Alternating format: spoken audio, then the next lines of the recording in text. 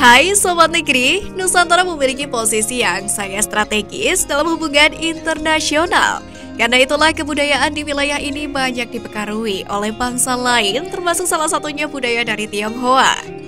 Pengaruh ini pun juga masih berjejak loh, bahkan bercampur dengan budaya Indonesia saat ini yang selama ini dikenal secara umum.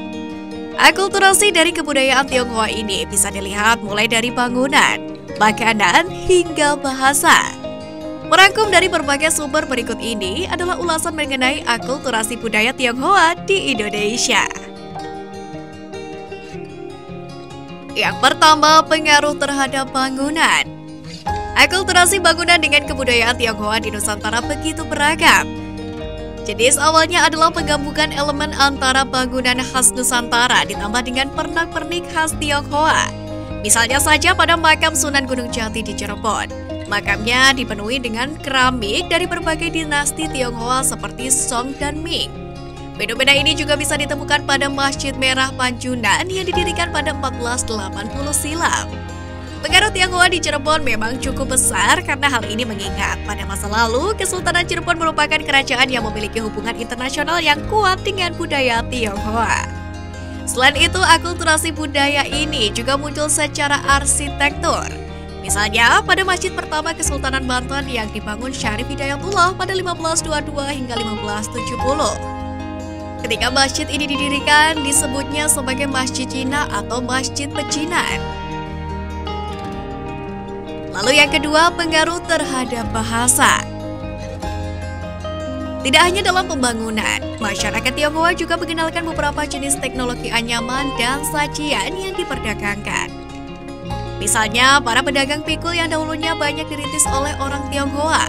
Sedangkan istilah-istilah yang digunakan juga banyak meresap dalam bahasa Indonesia yang kini dikenal seperti kuli, kemoceng, pengki, kue, soto, kuali, cincau, sate, dan masih banyak lagi.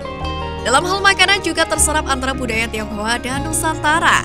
Salah satunya adalah kecap. Masyarakat Jawa menghasilkan kecap manis dari campuran gula Jawa dan kedelai yang diperkenalkan oleh orang Tionghoa. Yang ketiga, pengaruh terhadap makanan. Akulturasi juga membawa beberapa makanan tradisional Tionghoa menjadi khas di Indonesia. Beberapa di antaranya adalah jenis pia seperti bakpia, lumpia, dan popia yang sebenarnya adalah jenis pie atau kue kering dari Tionghoa.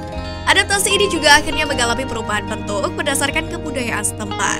Misalnya bajak, yang merupakan makanan khas orang Tionghoa dengan bahan beras berisi daging.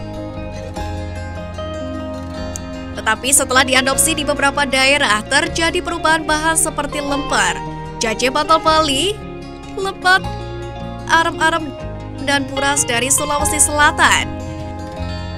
Modifikasi ini dalam akulturasi juga ada dalam kebudayaan nih sobat. Sebagai contohnya adalah ondel-ondel.